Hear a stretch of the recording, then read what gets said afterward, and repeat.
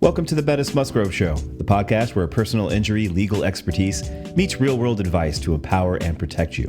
Join us as we delve into the critical aspects of personal injury cases, break down legal jargon into actionable insights, and share essential safety tips to help you navigate life's unexpected moments. And now, here are your hosts, Spencer Bettis and Ben Musgrove. All right, welcome to Season 2, Episode 10 of the Bettis Musgrove Show. As always, I'm Ben Musgrove. These are my law partners, Spencer Bettis, Christopher Light, coming to you to talk a little bit about the community, people in it, and everything that's going on here. Honored to be joined today by somebody, probably the coolest guest we've ever had. No offense to the past guests. But, yeah, it might hurt feelings. I mean, growing up, you, especially as a boy, you want to be a professional baseball player. I think all of us did growing up, and today we get to talk to one. Pretty cool. Also, husband, father, Christian man, Navy service veteran. I mean, you got a resume that's pretty impressive, and that's Mr. Mitch Harris, and recent author, I should say. We'll talk about that too. But that's right. Yeah. Thank you for joining us. Thanks for having me, guys. I'm excited for this. Absolutely. I think this will be a cool conversation. Start us out. Tell us just who you are, where you come from, that kind of thing, and then we'll get into the nitty gritty. Yeah. So, I grew up about an hour from here in Lawrenceville, Georgia. Yeah. So I grew up in Gwinnett County, and then my dad, who was a music minister my whole life, took a job up in North Carolina. So we moved up there for high school. So I went to high school up there, and then went off to the Naval Academy and did active duty after that. And then, fortunately enough, got drafted out of the academy, and then was fortunate to make it back and play in the big leagues for the Cardinals. And then I had to get a real job after that, and so now I work in financial management here at a firm down in Alpharetta. Okay, how long you been in Atlanta or the Atlanta area?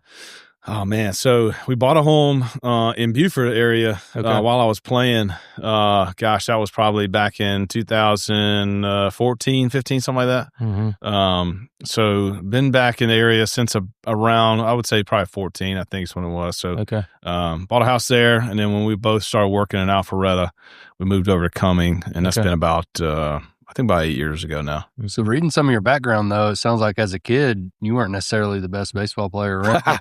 I was your standard good athlete. It wasn't like you stood out in any particular area. If you were like, hey, go play third, go play first, go play right field, I could do all of that. Yep. But you weren't going to come out and be like, dang, this kid's really good. You're going to be like, all right, well, he can fill out, he can do that. Pitched a little bit in high school. I always tell a funny story that, I got cut, quote unquote, from the varsity going into my, sophomore year. So most of the guys who are really good, yeah, exactly. you might play, JV your freshman year, but then you're playing varsity the rest. Right. My sophomore year, I still remember to this day, and, I've kept in touch with my high school coach, and we still laugh about it to this day, but he made me play JV as a sophomore, and it was probably the best thing that ever happened to me, I'll be honest with you, in that time of frame, because that really helped me kind of say, oh, well, I'm not good enough. I gotta kind of work at this a little bit. And we had a really good high school team, and ended up playing a lot my junior year on varsity, but had to work a little bit. That was kind of my first little varsity, so to speak. I don't want to give too much of the book away, but I think you said in there when you were about 15 is when you made the decision that this is my thing, like I'm going for it. Yeah, I mean, this was before travel ball, and that's a whole nother thing. Don't get me started on that. Yeah. But, back then, you only played travel ball if you were asked, and it wasn't a big thing. And you didn't play sports year round hardly at all. You played everything. Right. So I was the same way. I played, basketball, baseball, golf, did all the stuff. And then going into I think it was my junior year, sophomore or junior year, my dad basically said, hey, look, man, let's figure one out because you've been asked to, play some travel ball. If you want to do that, we'll support you. We're all about it, but like you gotta make the commitment. And we did. And that was something that really was beneficial. Because that was a team that was made of a lot of eventually D1 guys, and learned so much in that time. So it was good. But we decided to kind of go full force come sophomore, junior year in high school. Yeah. But what was interesting to me, the biggest thing was you took a non-traditional route, right? After high school, you didn't go to college or you did go to college. I'm sorry. You went to college and played baseball, and talk about that. But then it wasn't like you were drafted out of college. Right. And then, Well, and to your point though, I mean, I wasn't a, sought after D1 athlete. You know, it was. I had a couple of junior colleges, a couple of small colleges like your Gardner Webbs, your Elons, and things like that. Right. That's kind of where I thought I would end up.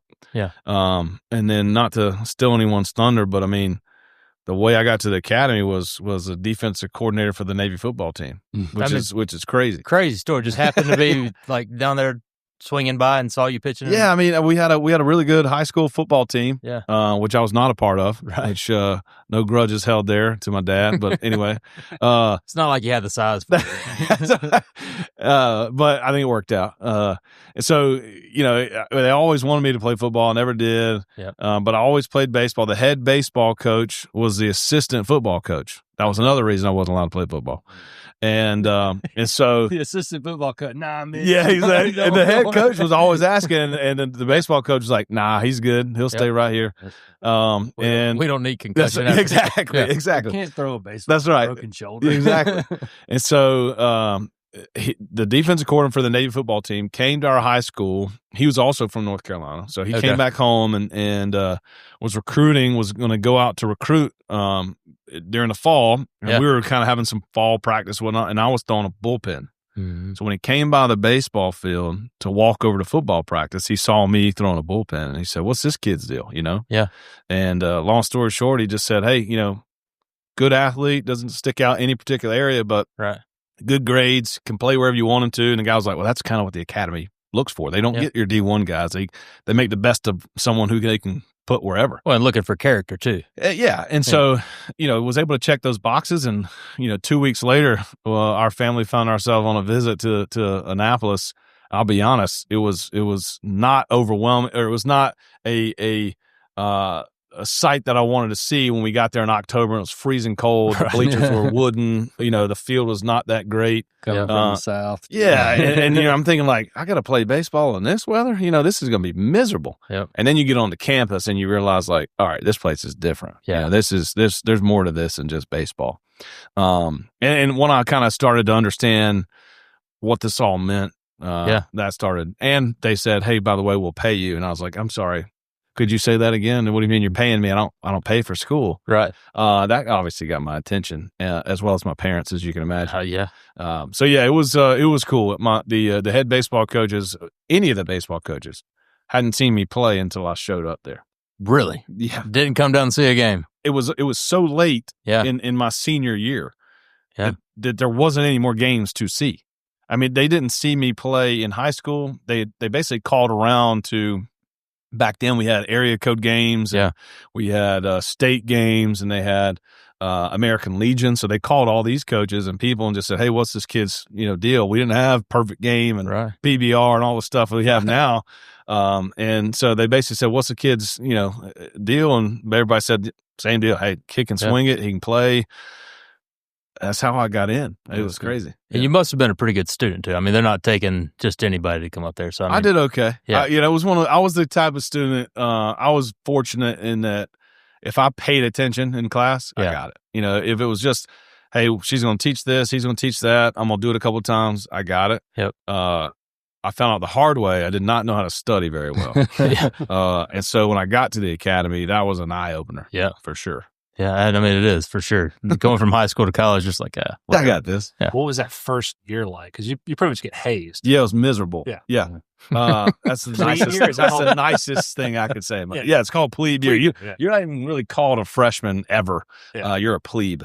Make it as bad, as miserable as possible. You're lower than dirt. Absolutely. It's a term of endearment. Yeah, exactly. My brother went to Air Force Academy. He only stayed 3 weeks. So yeah. It is a humbling experience, especially for someone like myself. So I came in at 215, 220, in pretty good shape. Yeah. By the time plebe summer was over, I was at 195. Jeez. So I mean, in a matter of maybe 3 months, I lost 20 pounds. Yeah. And it was rough. I bet. I mean, this body wasn't built for long distance running, but we did it somehow. and it was.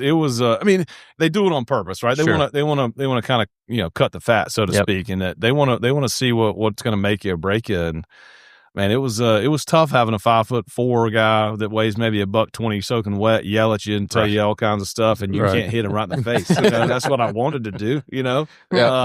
But after running and understanding why they're doing it, you kind of just figure out it's a big game, and once you figure out play the game, then you can make it. But it was a challenge to say the least. And then on top of that, once school starts, you got both. You got school, which I laugh about to this day because I talk with buddies who are like, yeah, man, school's starting. I'm loving it. And I've got, 14 credits, da-da-da-da. I'm like, 14 credits?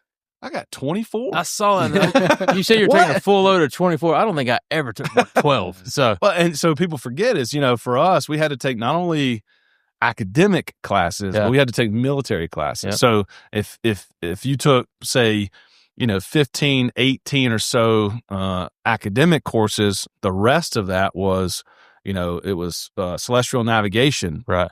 Regular navigation, leadership. I mean, it was all these other courses we had to take on top of that. That was, it was nonstop your first couple of years. Plus weight training and PT and baseball. Correct. Baseball on top. Yeah, exactly. Somewhere so my days where, you woke up at, whatever, in plebe summer, whatever time it was, I don't remember, they just threw the towel rod down the hallway to wake us up. That was my alarm clock. And it was tile floor, so you can imagine. Just clanking all it the way. was just a word. To this day, I can distinctly hear that sound when I say it, and I think I've got chills on the back of my neck just think about it.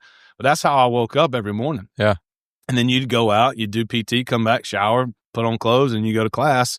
When you're done with class, right, everybody eats lunch together. Yeah. Class is over at the end of the day. When class is over, you go straight to practice. When practice is over, everybody eats dinner together. When you get done with dinner, you go back and you have study hour for X amount of hours, and then your day's over. So, it was just rinse, wash, repeat every day. Yeah. Meanwhile, all your buddies are going to the bar. Yeah, exactly. They're like, man, we're at a great first week. I was like, great, I'm about to die. It's 8 o'clock. So the academy's 5 years, right? 4 years. 4 years. Yep. Okay. So then what? Yeah. So 4 years at the academy. And then when you graduate from the academy, you have to do 5 years of active duty. Minimum. Yep. And then to kind of take a step back, just to make sure the understanding of of kind of what you signed up for. When you go into your junior year, you have to sign a contract, and it's called your 2 for 7. 2 more years of school, 5 more years of service, 5 total years of service. So there's your 7 more years. Right. And so this was a big deal for me specifically because my sophomore year is when things really kind of started to click. Yep. That's when I realized I'm actually kind of good at this. Yeah. What put does the this weight back mean? on, throwing hard. I put all that weight back on, started throwing in the low 90s, became our kind of number one guy. Freshman year, I pitched 15 innings. Yeah. Sophomore year, I pitched, I don't remember how many innings, but set the school record for strikeouts and became Patriot League Pitcher of the Year. Yeah. Which was like, I'm sorry, what just happened, And so we were like, oh my God, scrambling around, like, what are we going to do? Do I stay here? I'm a potential draft pick next year. So I got a cool picture I'll show y'all that a classmate of mine took because for 2 for 7, we go to Memorial Hall, and at the academy, Memorial Hall is a sacred place. Yeah. It's a rotunda that has every single person who's gone to the academy that's passed away in combat. It has their name etched in stone on the walls. And so to this day, I just got chills. To this day, that's like a special place for us academy grads, and so or anybody who's at the academy currently as well. And so we go in there to sign this just as a reminder of like, this is what it's really about. It's a commitment, yeah. Yeah. And so that was hard because I was weighing this commitment of I want to serve, I want to do this. Right. But I want to do both. I've had this lifelong dream as a kid, like you mentioned when we start. There's not really many boys that grow up and say, man, I want to play baseball and be a professional baseball player. That was a dream of mine. Right. And then later on, I realized how important this service was to me and be a part of the military and the history of the academy. So now I'm like, well, I want to do both. Sure. And the difficulty of making that decision weighed heavily. But obviously I did that. I wanted to figure out, man, maybe we can figure out what this means. How do we do both? Yep. So I signed it and then obviously went on the rest of those 2 years, got drafted my junior year by the Braves. Basically told them, unless you offer something we can't say no to, I'm going to stay and graduate because you can't leave the academy and come back to where you were. If you leave, you got to start over. Yeah. And so Braves drafted me and we said, look, can't do it. How hard was that, Ben? I saw you're a Braves fan dude, growing up. hometown team. Yeah, that was like a punch in the gut. Yeah. Because I mean, it was like, man, like we did it. Like growing up, it was like I could have told you the entire 1990s lineups, front to back. It was hard, man. That was a dream. That was the dream come true. Become a professional baseball player for the Atlanta Braves. I mean, there it was. Yeah. But I couldn't do it. Yeah. And again, that's what gives me chills. Yeah. I mean, and to think like, man, if I just went somewhere else, I could have done, and that creeps in. But what if will eat you alive? Yeah, and doing all the things I did, it made me who I am. And I wouldn't change it for the world. Yeah. But yeah, so then got drafted by the Cardinals my senior year. And, right in the middle of a war, 2008. And basically they said, look, we're not letting anybody out. And they had what they call early release policy, meaning if you did 2 years of active duty, they would extend your reserve time. So instead of doing 5 years of active duty, you do 2, but then they give you 5 to 7 years of reserve time. Yeah. So that was a possibility, but even that they said we're not doing right now. Yeah. And I understood that, but I was basically saying, tell me how to make it work, and I'll do it. I mean, if I got to wear my whites to and from the field every interview, whatever, I can't get younger. I can always come back and serve. We couldn't figure out what to do. I'd say it was a timing thing more than a decision. Yeah, I think it was twofold, to be quite frank. I think it was timing in that, we were at war, and I think it was also a decision thing that anybody kind of higher ups, the brass, nobody really wanted to put their neck out there because it hadn't been done before. And so for someone to sign off on that and say, I'm going to approve it, let's be honest, there's some politics involved as you get higher up, in the military, figuring out who's going to be admiral, who's going to be this, who's going to be that. And I think a lot of people just didn't want to have that on their, resume, so to speak. They're probably kicking themselves now. But, it would have been a good PR opportunity for sure. And that's kind of what we said is, look, man, I'm going to do it the right way. Just give me an opportunity. Yeah. I tell you, that was one point where I was pretty conflicted reading the book because you're talking about the West Point guys that were getting to go play, now the Army guys and stuff, and I'm like, man, just give him a shot. I mean, it just seems so obvious, but at the same time, you did. I mean, you knew what you were signing up for, and exactly, and that's the thing that I think bugged me the most is during that time you hear the one-offs, the what we call now the keyboard warriors of saying, oh, he's just trying to get out of his commitment, he's trying to do this, he's trying to do that. And, I was very open from the get-go that I want to do both. Yep. Tell me how that looks and how to make it work. We'll do it. No one gave me that option. Yeah. And so because of that, we kept putting in, packages to say, hey, I'm going to apply to this early release policy. We'd love to have the opportunity to figure it out. But they got denied every time. And then coming up on my 5th year, when I knew I was done with my commitment, right? I sent basically one last plea because I was 27. Yeah. And I was like, I mean, I don't know if y'all know this, but I will be the oldest person in camp if I go right now. Yeah. Just give me the opportunity just to show up to so that they know I still want to do this. Just happenstance that I get an opportunity.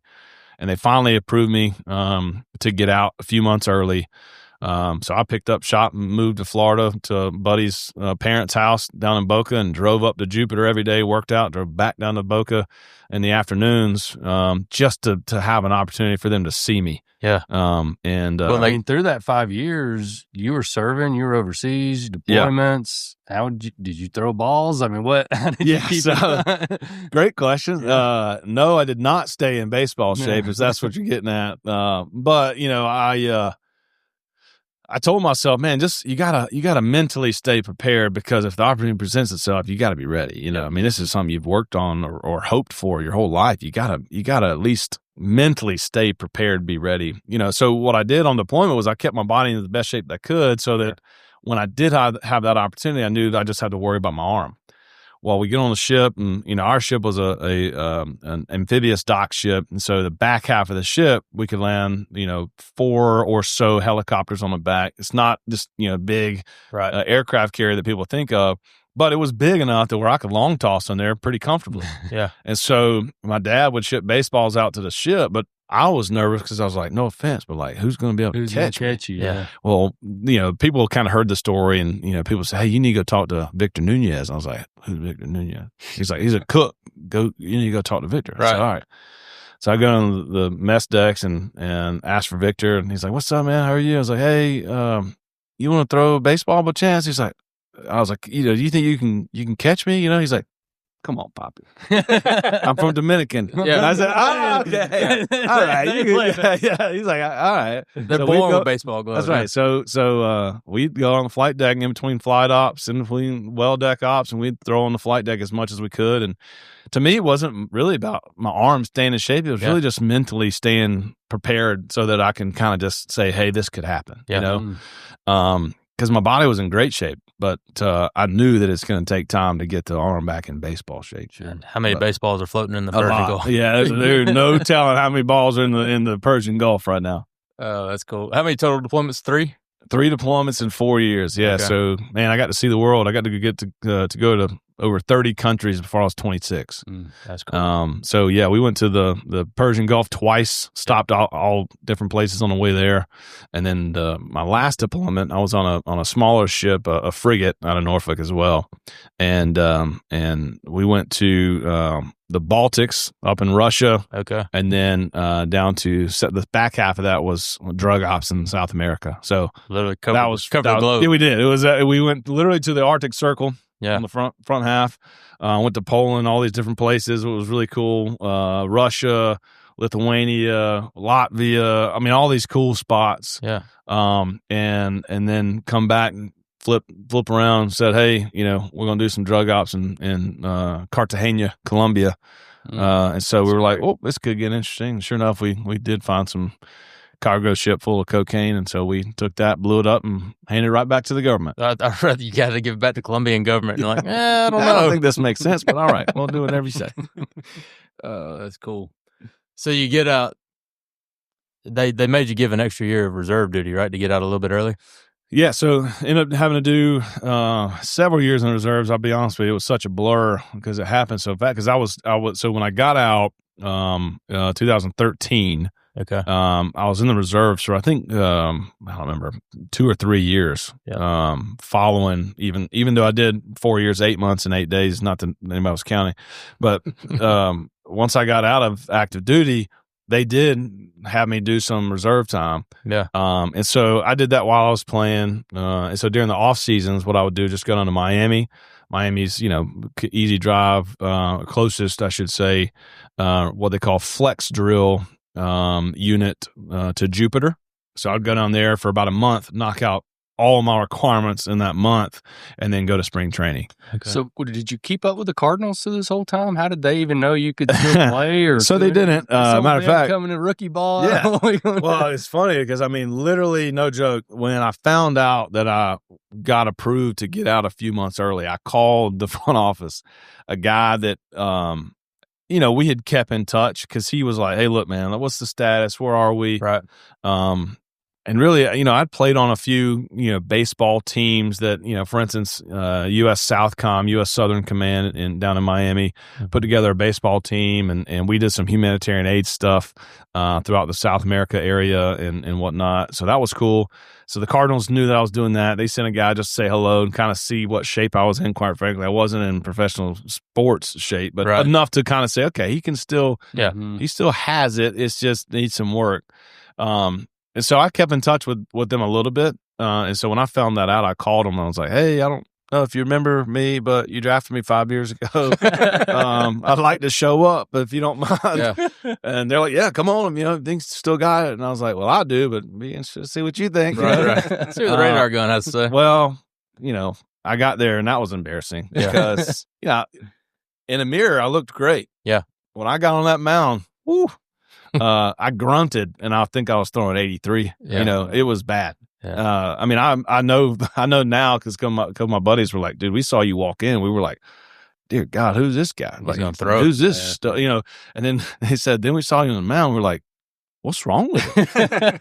Is there something wrong with this guy? And so, like, we just had to figure it out. I mean, those muscles had just kind of atrophied. And so they were like, well, we'll have to do what we can do and figure it out. So we did everything. Took a chance. And yeah, man, that's why I love the organization so much, because they understood what I committed to. They understood what I wanted to do. And they put me on their military reserve list so that they still own my rights. And so, coming back, man, they opened their arms wide for me and just said, hey, whatever you need to do, let's figure it out. Let's see if we can make it work. And, I started the season, my first year in short season, and I was 27 and our manager was 26. And so that was interesting, but they just said, look, man, let's see what happens. Let's get a first year under your belt, and then we'll go from there. But man, it was awesome to have an organization just say, look, we're behind you. Let's just see if we can. But I think those experiences at the academy, deployments, tours, I mean, that had to have been a good experience for you as far as how to handle stressors. Yeah, absolutely. I mean, I tell people today, you realize, thankfully I didn't have to, be in any combat. Buddies of mine were, and so I'm very thankful that I didn't have to face some of the things that they did. I mean, there was definitely times when there was some, hair on the back of my neck standing up, going through the Strait of Hormuz and having some, things happen that were a little bit, unnerving. But nothing compared to what some of my other buddies did. But I say all that because when you go to start playing baseball, you realize, man, this is just a game. It's just a game. Sure. If someone takes me deep, I mean, it's embarrassing, but I just go to the next pitch. Right. So that really helped to kind of just really focus on, all right, man, if I'm facing some adversity, my arm's not feeling good, man, I'm going through this or going through that, like, I'm just going to take it and use that as motivation towards the next thing and just kind of get through it, I imagine as a coach, I mean, you got 18 to 20-year-old kids coming in, and then you got like a grown man coming in with a whole different perspective. Yeah, exactly. That's got to be great. Yeah, and so that was the fun part is like, and I always said, I had way more experience off the field, and they had way more experience on the field. Mm-hmm. So it was cool to kind of, go back and forth with those guys. And they talked to me about, hey, I'm pitching like this, or I'm thinking this, I'm going at this hitter this way. And in this count, this is what I'm thinking. I'm like, yeah, that's a great idea, actually. And then off the field, I'm like, boy, that's dumb. Don't do that. Like, don't do You're that. probably able to pour into them some. And, exactly. and, I don't know what your faith journey was then at the time, but I know it is strong now. So I'm sure. Yeah, I mean, listen, there was that whole time frame, and we'll get into that. That was some of the worst years of my life, ironically. Yeah. In that, some of the things I faced coming towards the end of my Navy career, personally, this stuff I was going through was just hell. I mean, it was awful. I definitely want to touch on that. Yeah. But first, let's do the baseball career and circle back. Yeah. Because that is a very important part, very impactful part of the book, I think. But and so, there was nice to kind of relate with these guys, and they always called me the old man, and we had a great time kind of messing with each other, but it was fun, man. I really looked at a lot of these guys as like that younger brother, and to this day I'm in contact with a lot of these guys, and I truly feel that way, man. I feel like, in any time of close, knit, if it's military, if it's professional sport, whatever, man, you have this just camaraderie, this brotherhood. And that's what I loved about it, man, is just getting to battle with each other day in and day out. And then on top of that, they knew what I was striving for. And, the day that I hit 90 in a game, I'll never forget it, because they brought me the chart and they were like, and they were kind of laughing. They were just almost as excited as I was, and that was what was cool, is sharing moments like that with them was special. Worked yourself up the ranks. Yeah. How many years between 90-mile-an-hour fastballs? So I was throwing kind of low 90s as a starter my senior year. Yeah. And then I didn't throw 90 again until this would have been probably the end of 2013. That's crazy. Yeah. I did think it's funny earlier. He was talking about feeling bad about throwing 83. I've never broke 80, even close to 80, and I'm like, all right, well. I mean, I did make the All-Stars of 9 and 10-year-old baseball, so that's awesome. But you worked your way up the ranks, single A, double A, triple A. Yeah. Got the call up. What was that? Tell us a little bit about that experience and what that, just emotions. It was, so it was special, man. Like I said, the first year, starting in short season, was the oldest guy there by far. Yeah. And didn't move. And I was kind of frustrated, quite frankly. I told myself I wasn't going to look at numbers, but by the end of the year, I had a .8. ERA. Yep. And I was like, well, I think that warrants a move up. But That'll do. they basically said, like, we just wanted you to get a full season on your belt. Just remember what it's like to play a season. The following year, I went from high A to double A to triple A by the end of the year when guys started getting called up. So I moved real quickly the second year. And in that third year, 2015, I went to big league spring training, which is incredible to walk into a clubhouse and see, Yachty and Waino and Holiday. And it was just insane to think, like, I think I'm in the wrong spot. Like, why are these, like, why am I in the same room with these guys? That's There But were some dogs. Oh, dude, that year was, we had Pujols was there. No, I just missed. him? Yeah, he had left literally just a couple years before that. But man, it was. I mean, we won over 100 games that year. I mean, we had a really good team. And so getting into spring training, I realized, like, man, like I'm way closer than I think. Yeah. Ended up being one of the last cuts in spring training. Matter of fact, I went with the team to the exhibition game in Memphis. They always play an exhibition game against AAA usually right before they go to St. Louis. Yeah. So I went with the team to that. It was just amazing. And so we start the season about 2 weeks in. We always know what's going on in the big leagues. Sure. And about 2 weeks in, I get a phone call, in the hotel room. They're like, "Hey man, can you come to the lobby for a minute? We got to talk to you for a second." I was like, "Yeah, sure." I'm thinking like, "Hey, you're going to be down today," right. Or, "Hey, we want you to work on something when we get to the field," or something. That was what was on my mind. Yeah. Meanwhile, Marco Gonzalez, who was my roommate at the time, who had been in the big leagues already once, said, "Dude, you're going to the big leagues." And I was like, why would I go to the big leagues? Right. Like, why would I got traded? Nobody got hurt. And we were like, no one got traded. No one's hurt. Yeah. Like, we're on our phone. Like, nothing's going on. I get out of the elevator and there's the head coach and pitching coach. And I was like, oh boy. Yeah. And the manager who was Mike Schilt, who ended up being a Cardinals manager, and now he's with the Padres. Mm-hmm. He's like, "Mitch, you remember those times you told me that you didn't know if you ever played baseball again?" I was like, "Yeah." He's like, "Remember, you always wondered if all the work and all the stuff you had to go through was worth it?" And I was like, "Yes." Very much please. so, yeah. He's like, "Well, I'm just here to tell you it was. You're flying up to D.C. tonight. You're a big leaguer." And I was like, "Oh," like, I hugged both of them. And we were all like, "I'm not crying. You're not, we're not crying." And so I immediately went outside and called my dad and, made sure he was sitting down so he didn't have a heart attack. Yeah. Told him that, I was going to the big leagues and to get on a flight. And, it was awesome. Got to go up to DC and watch 3 games in DC, not even sniff the field. Good seats. It was great seats. Yeah. I tell you what, sitting there on the bleachers in the bullpen were amazing. But no bus. No bus. That was Back awesome. on the Yeah, planes. and so flew first class to the sir. field, man. So I got there, and then when you get to the when that series was over, we're heading to Milwaukee. Yeah. Well, everybody knows when you get on a flight, that's when somebody gets cut. Yep. And so when the series is over, we're like, man, like.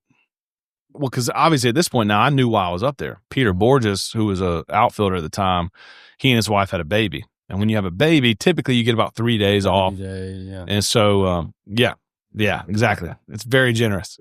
And so he had about 3 days, and I was like, dang it. Like, well, that was nice. Back. And I already had, my 3 game series there in DC. And so I knew getting on this plane, I was like, he's going to tell me, like, thanks for being here. We don't need you. Well, another infielder got called up to the front, and I thought, oh, baby. Like, I think I get to stay. Sure enough, he, unfortunately got sent down, and I got to stay. And, the next, I think it was the next day, Waino is starting.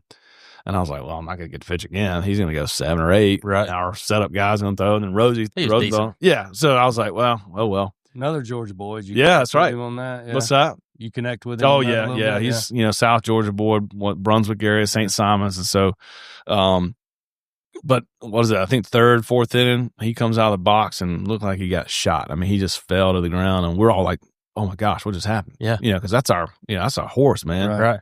And so we're all upset and kind of figure out, like, gosh, what's going on? And we had a long relief guy that we knew was, we were waiting on the phone to ring, and he was already up stretching. phone rings. They're like, get Harris in. We're all like, that sucks for him, because that guy's got to go like 3 or 4 innings. Like, he's got to eat up innings. And I was like, man, Harris got to get. That's me. Hold on. He just called my name. And I'm thinking like, what do I do? Like, what do I do? What do I do with my hands? Like, I didn't know what to do. I was so like, is this really happening right now? Yeah. So in Milwaukee. Oh, in Milwaukee, I bounced the ball about 50 feet. The first throw. I'm so nervous, and I'm like, oh my God. And the catcher, the bullpen guy, the bullpen catcher, that's his job, right? He's there every game as the bullpen catcher, and he was like, hey, you're fine, dude. Yeah. Just do what you normally do, and it's no different. There's just more people in you. Yeah. And I was like, yeah, a lot more. Until that and point, on TV. what's the biggest crowd you'd pitched in front of until then? Oh man, St. Louis back then, you'd have 40,000 every day. I mean, it was insane. So, I mean, there was crowd travels too. It was. I mean, I'll say this: when I came in Milwaukee, I heard people cheering. Yeah. Which I was like, they know who I am. This is weird. How do they know my name? And so, anyway, go in. I remember them open the gate and realizing like, man, I swear there was noise. It was just like everything just quieted down, and I'm running in. I think I'm just thinking the whole time, like, man, this is it. Like, this is the moment that I dreamed about as a freaking 7, 8, 9-year-old. Like, this is crazy. Yep. And get on the mound. And that day, Yachty was off. So I was throwing to Tony Cruz, which was actually more comforting because I threw to Tony Cruz a lot during the spring training. Not a Hall of Famer, but maybe the best ever. Correct. Now, it was awesome throwing to Yachty. I want to make sure everyone understands that was amazing throwing to Yachty. But for my first one, seeing the catcher that I was used to throwing to had a little bit of a calming, like, man, this is great. And so, got in there and faced Adam Lynn that first at bat and struck him out. And I was like, first pitch was a strike? First pitch was a strike. First batter struck him out on a cutter. That's cool. And I was like, man, I can do this. Yeah. Ended up having a solid, inning and 2/3 and didn't give up a run. Another guy came in, got the last out, and it was interesting, man. It was obviously a memory that I'll never forget, but it was almost like a mixed emotion because I was super excited. Yeah. But we get in the clubhouse and, everyone's wondering like, is Waino done? Like he's got a boot on. Yeah. Like he's got a boot on and he's in like one of those little rolly things, and, I was kind of like, man, this is like, now what? What's our season look like? Our guys down and, well, you want to celebrate. I want to celebrate. I'm over here like ecstatic, trying to keep it in 2/3, man. Yeah, exactly. Let's go. And I'm like, I'm a big leaguer. I can't tell anybody because I don't want to be one of those guys. Dorky rookie. Yeah. And so they get done interviewing Waino, and they come over, and cameras, mics, everything's in your face. I'm just like, hi, like what do you do? What do I say? This is awesome, but like, he's hurt. Sure. But yeah, it was awesome. It was something I'll never forget. So that was early in the season. You finished out that season with the club. I did, yeah. So that was in 2015. I spent majority of the season in the big leagues. I went back and forth between AAA and the big leagues. And I like to tell people what they did was if they needed an extra bat, if they just needed, hey, I need an extra just in case I need another bat on the bench, I would go down and a guy who's swinging it well would come up. And they had a long series, or hey, they used a lot of innings. Sure, they bring me back up and have me, back there. Pitchers hit back then. You ever get in that bat? I did get one AB. Nice. And I took the best of it, son. I hacked so hard, son.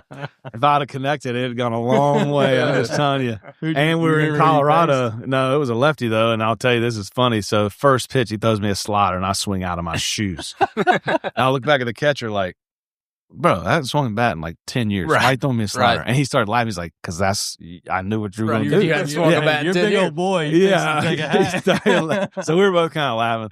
Next pitch, he dots me up. It was like, 93, 94 on the outside corner. I was like, God, these guys are good. I can't hit this. And then I'm like, 0-2. He's going to throw me that slider.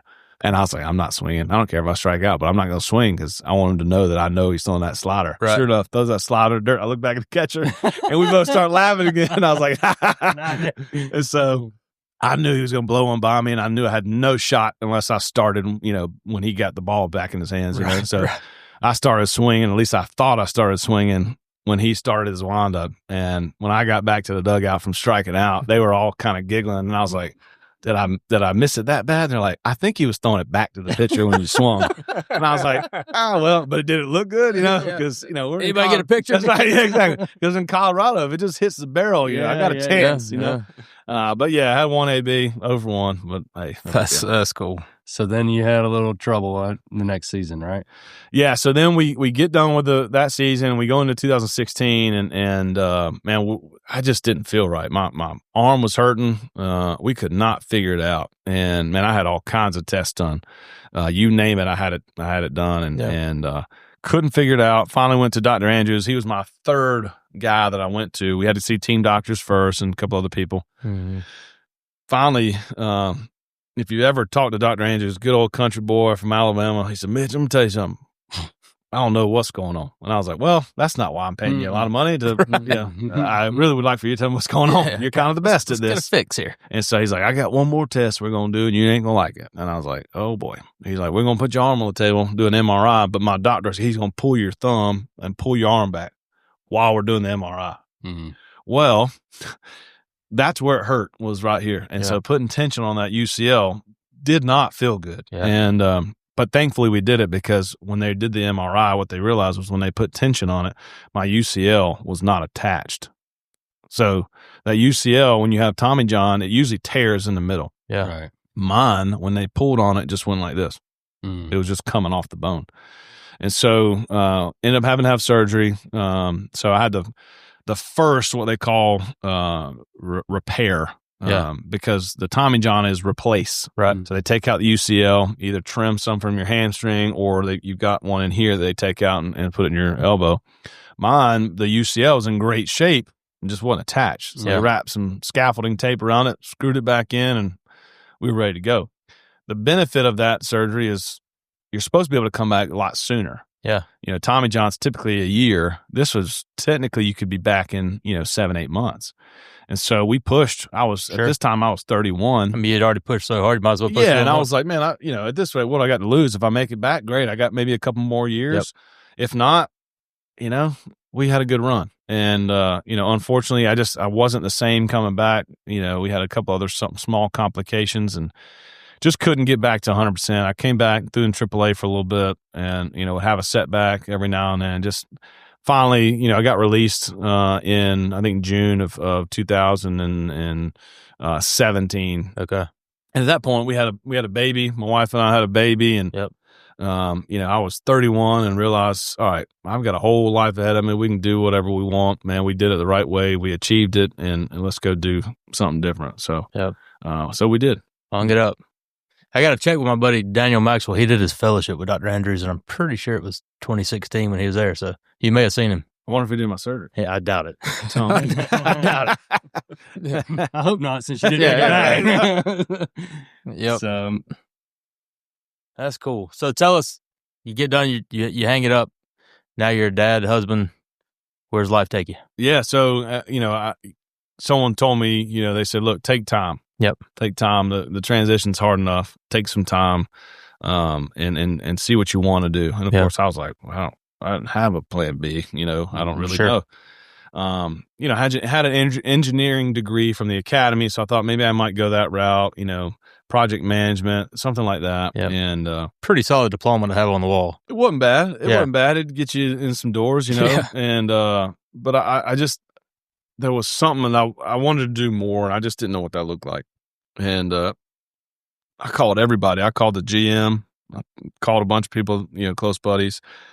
And quite frankly, I just kept going back to some conversations I had in the clubhouse, thinking of what some guys were doing financially. And I just thought, man, they're doing some, just not smart stuff. Right. Or just getting advice from people that's not something I'd get advice from. Mm-hmm. And quite frankly, myself personally didn't have a very good feel for that industry. Sure. And kind of had a gray cloud over it, quite frankly. Mm-hmm.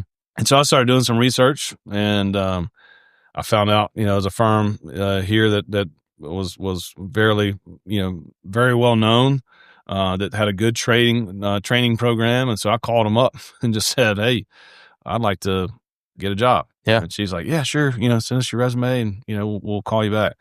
And within 2 weeks, I went in for an interview, and here we are almost 9 years later. And man, I love it. Doesn't feel like a job. It's rewarding because I feel like I'm taking all the things from, being in a wardroom and being in a clubhouse. Yeah. And I look at our business kind of the same way. We're working together as a team to figure out what the long goal is, and let's figure out how we get there. So I'm enjoying it. That's kind of where we're at now. My kids are 7 and 8 and chasing them all over the place with baseball and football and You let them play football? gymnastics. Yeah, I did. Yeah, it's funny. But, it's one of those where, I'm from the mindset of, man, you want to play something? Let's try it. Let's see what happens, and if he likes it and enjoys it, we'll stick with it and see what happens and then go from there. But do you get to work with athletes in the financial world now?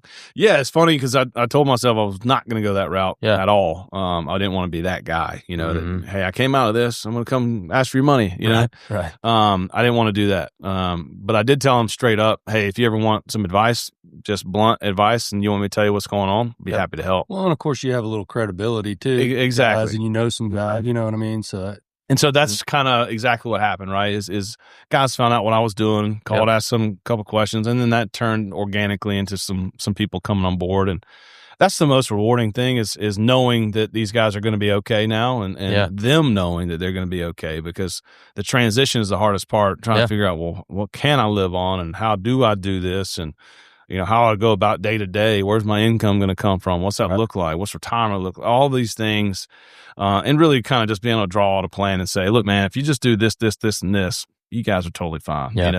But those are the conversations that some people don't like to have, and so I loved it because it's able to say, look, man, if you continue this, I can't tell you if you're going to be okay or not by 65, 70. But if we do this, this, and this, you're totally fine, and so that's been rewarding because seeing those guys just take that pressure off, man, that's been cool. Well, cool too. I mean, you hear a lot of military guys talk about the transition from service to civilian life.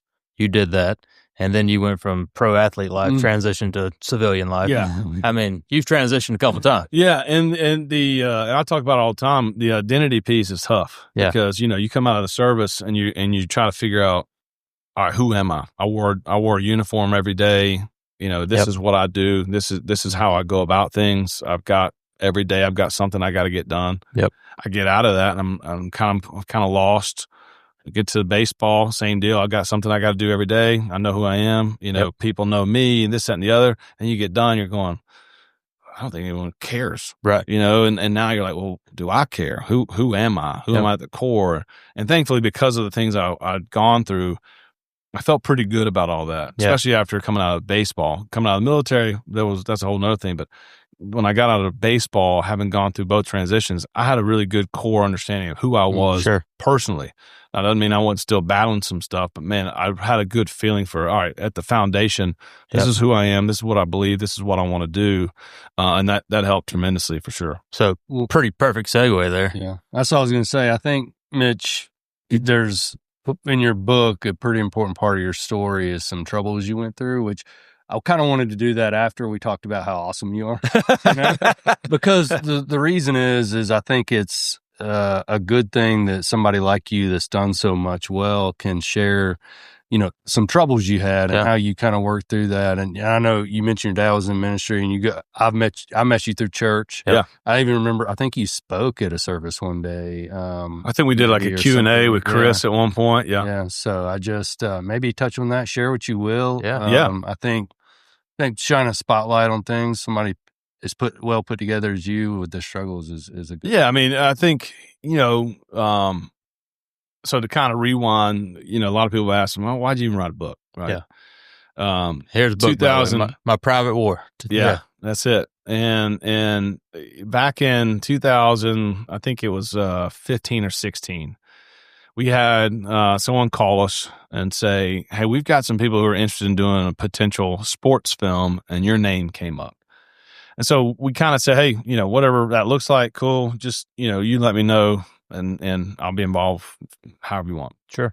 And that kind of took its own little path and never really took off. And I told my wife, I said, I think that I need to write a book because if this gets, Hollywoodized, I want to tell the whole, the true story, whatever. And then several years later, I had a buddy that was going through some stuff, and we had kind of started the process of the book, and we were kind of just, here's kind of how we want to do it. Here's kind of some ideas, and just getting stuff on paper. And then a buddy of mine was going through some things that, quite frankly, I had no idea he was going through, and kind of confided in me about, man, hey, look, you just seem like everything's going right with you. Life just seems great, so I want to talk to you and see if you can give me some advice. And I was like, you obviously have no idea. And I got to kind of pour into him and say, look, man, I appreciate that you think this, but I want you to understand I've gone through some stuff, man. Right. And that doesn't make me any worse or better or whatever, but like, here's who I am and what I've gone through. Mm-hmm. And was able to kind of share some of this. And then I realized, like, man, isn't that like most of us? Mm-hmm. And especially in today's world, man, you just have social media that everyone's like, oh, this person's got it all made. They all got Skittles this, and man. rainbows, yeah. Everything's perfect, And so that kind of lit a fire in me that I want to be, not only tell the whole story, but I want to be real vulnerable. I want to tell the ugliness. I want to tell the mistakes. I want to tell the stuff that I feel comfortable telling, so that people can understand that, man, like, yeah, you can fail. You can go through life's challenges and still accomplish the things you want to accomplish. Sure. And so that's what really started the whole process of me putting this together. And really making it as blunt as I could, because, man, there was some times that, man, it was ugly. Yeah, it was ugly. You want to go into it, or you want? Yeah, absolutely. Yeah. I mean, again, that's why I wrote it. I got no closed doors that I don't care to talk about. I mean, for me, the biggest thing that started it was when I got off my last deployment. When I moved to Virginia Beach. Found a church, and again, I grew up in the church, and my dad, we were there every time the doors were open, right? But there was also that piece in me that was kind of like that young man was kind of like, well, that's all I know, but these other people, they're doing a bunch of stuff I didn't get to do. I want to kind of see what that's like, Every preacher's kid's got to rebel a little bit. So I kind of tried to figure out my own way. Again, that identity of who am I? What do I believe? And so, and I, during the time I was in the Navy, I was kind of going through that. I knew at the core what my foundation was, but it was also like, yeah, but I want to see, like, what is this, and what is that, and what is this, and what do I think about that? So I got in a church there in Virginia Beach and met a bunch of new friends, and started dating this girl, and we get through my deployments, and we get married, and we're about a year into our marriage. I'm on my last deployment, and so I'm ecstatic because I knew that, man, deployment's over. Now I got a shot at playing baseball, and so about halfway through this last deployment, these messages through email, because you don't have phones, you can't just call home. These emails were getting a little bit short and concise, and I could just tell something was off, And so I started kind of pinging her back and forth, like, hey, what's, everything okay? What's going on? What's the issues here? The responses were not what I wanted, and therefore I got even more red flags. And so through some kind of just easy investigation, looking at phone records and whatnot, the phone calls that were being made, it was obvious that she was making some late night phone calls, and I knew something wasn't right. And so I talked to our commanding officer and just said, hey, I need to go home. Mm-hmm. Like, I need to get home to salvage whatever I can. Something's not right. Yep. And thankfully, he let me leave early on my last deployment. I went home about a week and a half early. And coincidentally, I get home on our 1 year anniversary. Mm.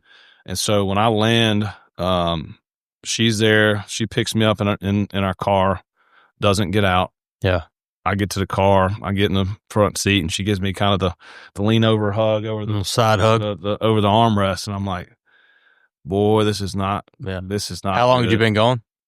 About 6 months. Okay, 6 months into our first marriage, or in our 1 year of marriage, and so, I was hurting at that point, thinking like, did I do something? What's going on? And so we get home and we're talking, and, long story short, she basically just says, Mitch, I don't love you anymore. Mm-hmm. And I'm like, boy, I don't know how to take that. That's not something I anticipated to ever hear, ever, and trying to figure out, like, all right, how did I fail here? How did I, right.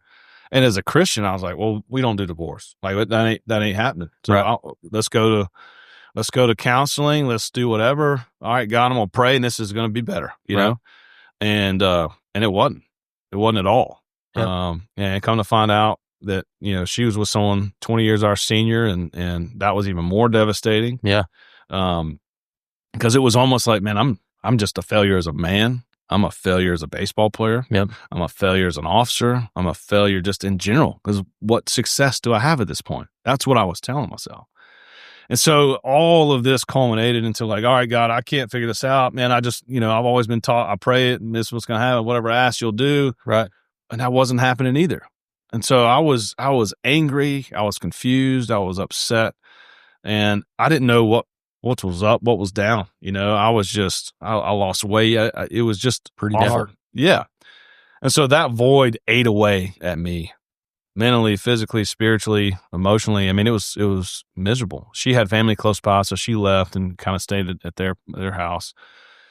And I tried to fill that void with anything I could. Anything. I mean, if I thought it would put a Band-Aid on that pain, I tried it. Yep. And obviously making bad decisions over bad decisions and realizing none of this helps. None of this is helping. Mm-hmm. And one night I've been drinking pretty heavily, and I just thought, man, I got nothing going on, and I got to get out of here. Like, I can't. These thoughts are just awful. I can't be sitting here doing this. Yeah. And so we lived in a little condo, you know, in Virginia Beach, and so I just said, I'm gonna pack up and go somewhere.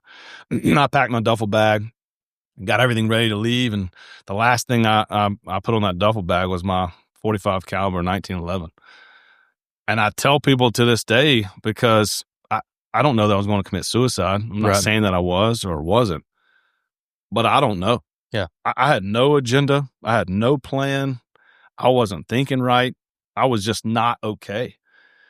So I head to my truck, just needing to erase memories, you know, and I get to the truck and I go to grab the door handle, and my phone rings, and it's my mom. And she said, "Hey, are you okay?" And I lost it. Yeah. I mean, I was a basket case at that point. I just said, "No, I'm not okay." Yeah. She could tell I was one to you know, be able to hold my emotions, and I was not holding my emotions, and she knew that's when something was wrong. So she said, "Hey, you need to get to a friend's house now." I mean, at this time they were living in I think Tennessee, and no, they were in Maryland actually.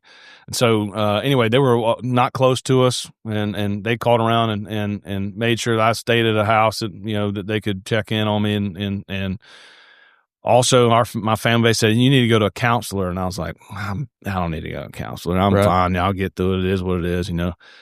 Finally, I just said, you know, whatever. I'll go to a counselor. We'll see a counselor. So I went and saw a guy, and we started talking, and, you know, he said, "Mitch, I think you need to just, you know, write your feelings down." Mm-hmm. And I was like, dude, I mean, no offense, but like, that ain't me, buddy. Yeah. Like, I don't do the fluffy journals. It's just not, that ain't what I do, you know? And so he obviously was like, "Mitch, that's not what I'm talking about." He said, just when you find moments to that you're just got all this stuff going on, you just pen and paper and just write it down. And so one night, again, finding myself trying to, you know, fill that void. I'm kind of that rock bottom again, just like, man, I got nothing. So I just start writing. And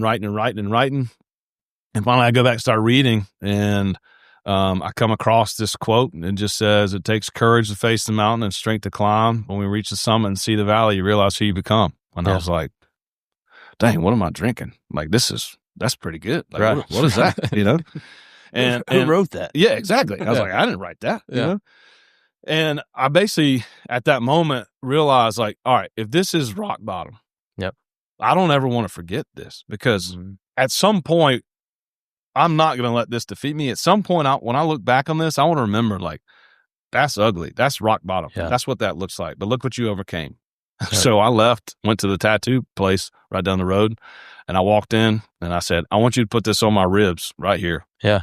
And he's like, "All right," you know, he pulled out a cigarette. He's like, "All right, we'll do it right now," you know, sit down. So, about 2.5 hours later, man, to this day, it's right here on my ribs, and I see it every day in the mirror. And it's a reminder that, man, you've reached the summit. You can see that valley that you came from, but you'll always remember who you are because of what you did and how you climbed out of that. And that's, I tell people that because, man, like, if I can come from the depths of that and facing the obstacles of never playing baseball, I failed there.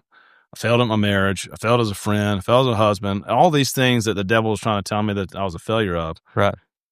If I can get out of that and accomplish the things I did after all of that, you can do whatever you want to do. Well, and I think that's the thing, that the message I'm trying to get across in this book to people is that it doesn't matter what somebody or the devil wants to whisper in your ear. Yep. It's got nothing on what God's plan has in your life. I think it's neat too. I mean, I don't know if neat's the right word, but up until that point, when you started having those thoughts of quote failure, which I would tell you weren't failures at all, but you had never really failed. I mean, you'd had a pretty solid life and done a lot of really cool things. And then, boom, it all hit you at once. Yeah.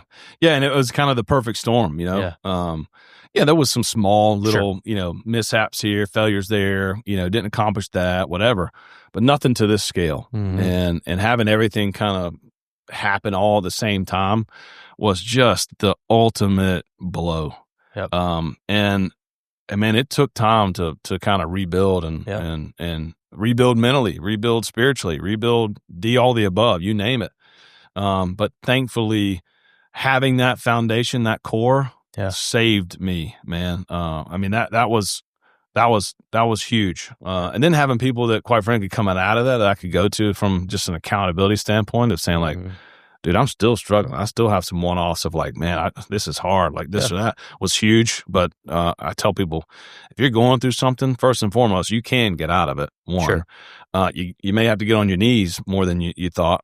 And then two, you have to find people that you can trust to be around you that can call you out when they need to call you out. Yeah. From an accountability standpoint. Yeah. And like I said, I mean, you got to think about the big picture, the summit view, and surrender whatever it is your goals are and just figure out what big man's goals are. Yeah. I mean, and it, to me, that's the hardest part for me was the submission of like, man, I have all the right things. This is my plan. This is how it's supposed to go. And man, everything's going to go right. Everything's going to turn into what I think it's going to be. And man, it slapped me in the face one day. Someone basically said, how arrogant of you to think that you have a better plan than he does. Yeah. Or that you're in control. Yeah. Correct. And I was like, that's a valid point. And so when I finally said, all right, God, I don't know obviously what the plan is. I'm just going to have to trust that you do. And then it's better.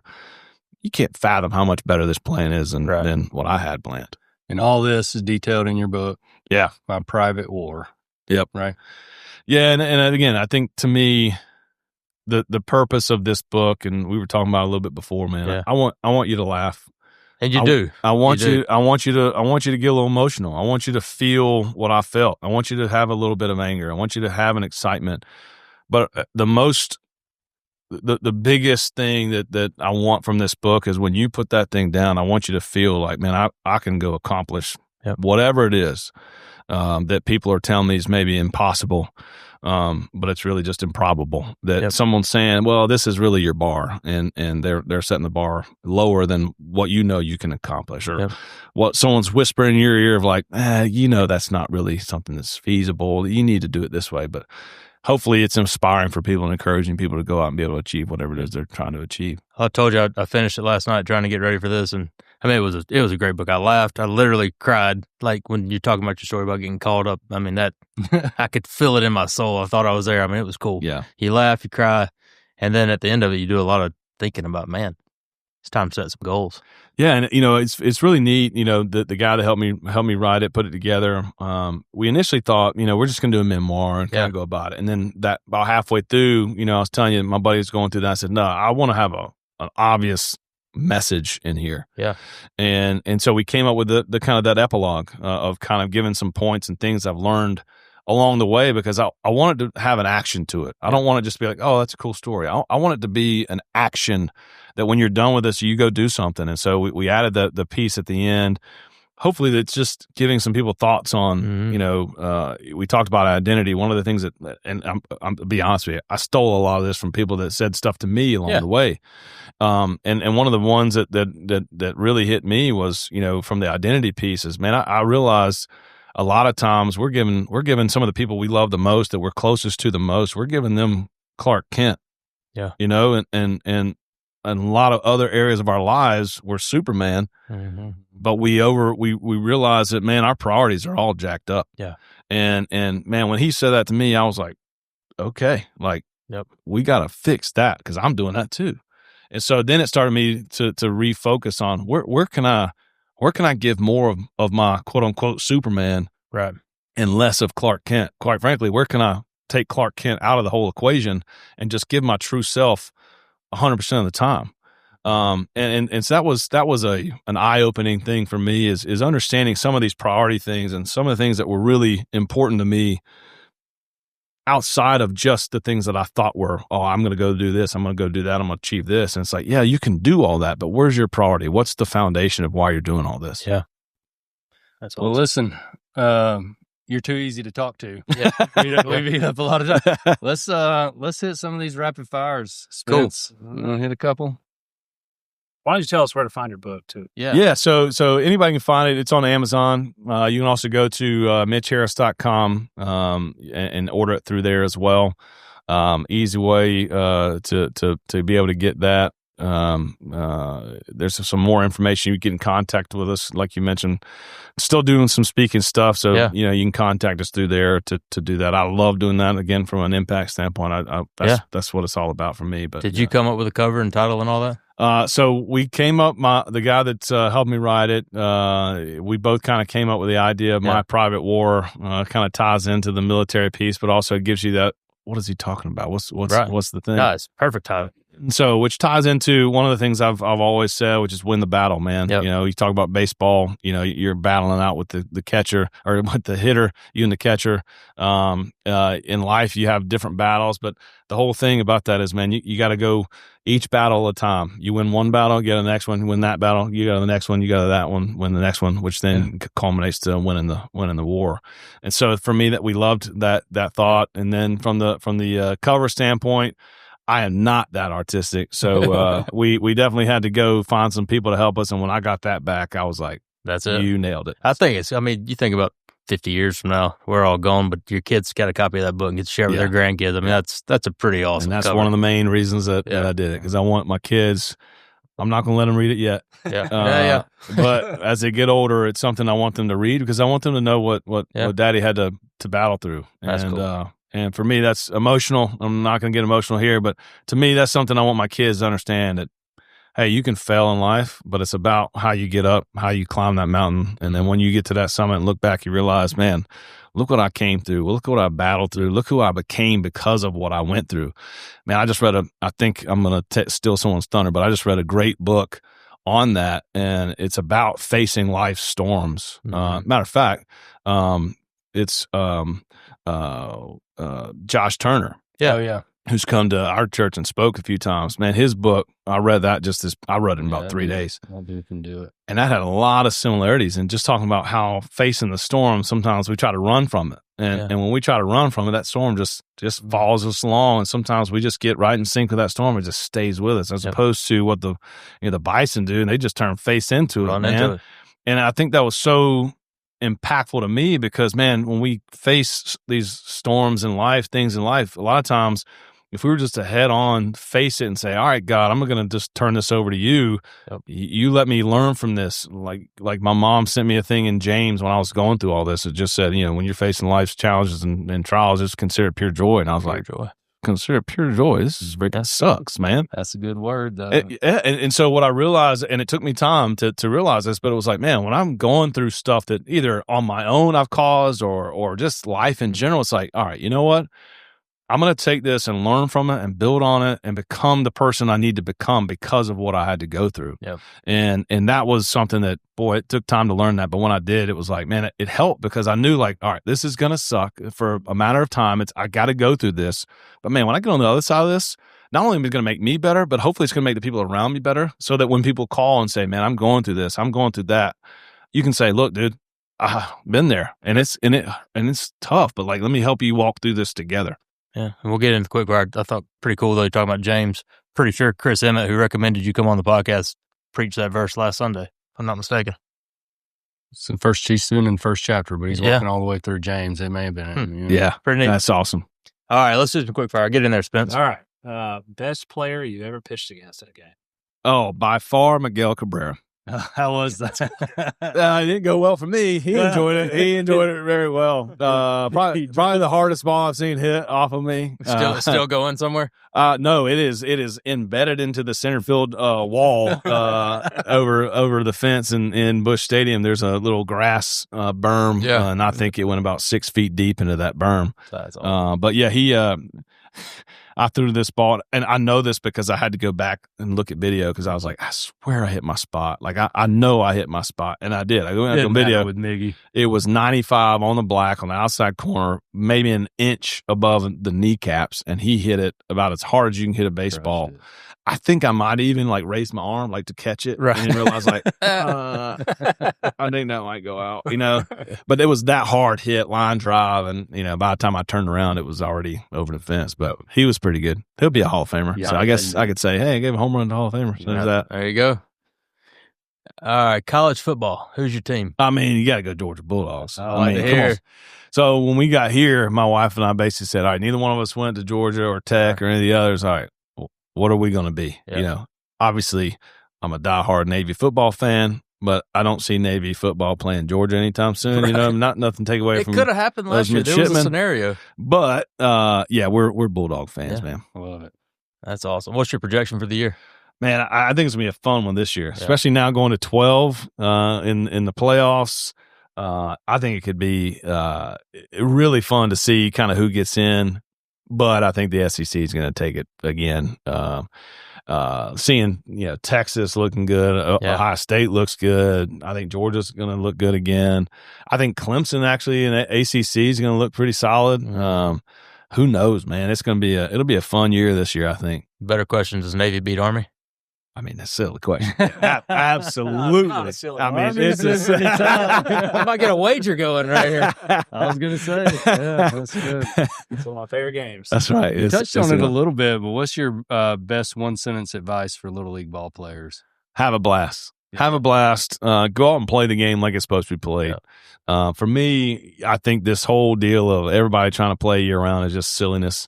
Have your kid play baseball, basketball, soccer, whatever they want to play. Play it all year. Play whenever the season is. Play that season sport, and let them play everything they want. Quite frankly, they've already done a study that it's better for them to play multiple sports than it is to play one sport year round. So do that. And the kid, man, just have fun. And the game itself will teach you so much about you and life and your friends and teamwork. Yeah, exactly. So church. Exactly. So I think that's the thing for me is like go out, play fun, work hard. And just enjoy it because, man, some of the best memories of my life were on the baseball field. I'm going to follow up on that. So I'm coaching 8U softball for the first time this year. I may have to call you and get some tips on what Got no clue. Softball's a different game, though. I've learned that. It's a different game than baseball. There's a lot of different strategy. You got me there. I got nothing on softball. We'll get you out there, at least get you to give a little motivational speech. I'm in. I'm in anytime. Get the girls pepped up. Go ahead, Spence. All right. So in your book, you said sunsets are big thing for your wife and you. What's the best sunset you've ever seen? Oh, by far, it was.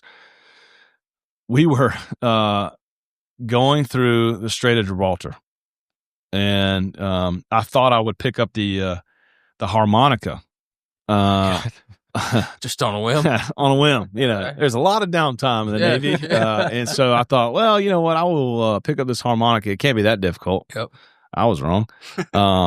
I can't play a tune at all on it. But what I would do is either go up on the what we call the smoke deck, which is one of the very top decks of the ship, and I'd go up there and sit up there in a lawn chair and have a cigar or have a just time with myself, just kind of thinking about life and trying to play this harmonica, which I was not good at. And there was a night where we were going through the Strait of Gibraltar, and I mean you're out in the middle of the ocean, so the sunsets are decent. Yeah. And I'll never forget that one. Going through there, just the peace of that was just like that. When I think peace to this day, like that's it. Sitting up there in a lawn chair, just looking out at the horizon and the sunset. So I've checked off two new things that I've never sat down and had a conversation with a pro baseball player. I've also never met anybody who tried to learn to play the harmonicas. That's pretty neat. Yeah, best of luck to you. Next things might be spoons. I might try that one next. That one seems a lot easier. Yeah, you touched on it. You said the Josh Turner book. Is that the last one you read? Yeah, I finished that yesterday. All right. Man, that one's really good. I'm gonna I mean, look it for up. anybody, especially going through something or not.